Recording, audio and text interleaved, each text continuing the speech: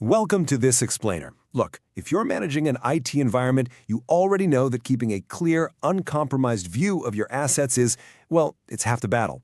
So today we're taking some brilliantly curated technical intelligence and we are transforming it into an immediate, highly actionable executive playbook for system visibility. Think about this for a second.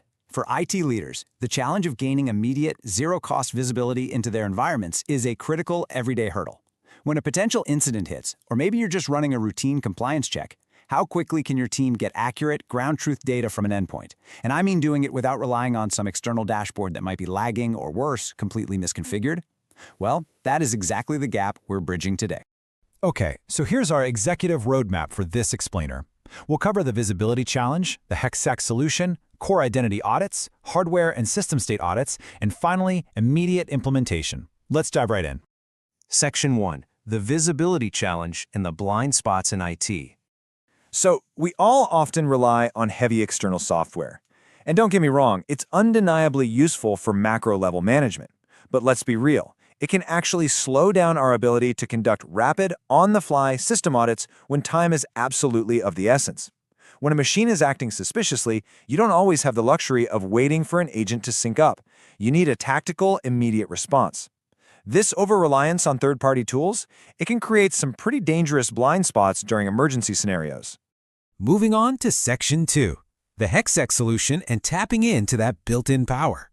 This is an absolutely brilliant guide shared by ethical hacker Rahul Chaudhary from the HexSec community, and it highlights the precise PowerShell commands needed for daily terminal use. What's so compelling here is that this isn't about, requesting budget for new software. It's about unlocking the native telemetry that's already embedded right there in your operating systems.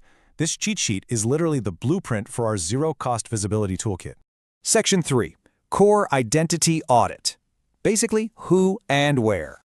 It's kind of fascinating how basic, yet utterly vital these two commands are, right?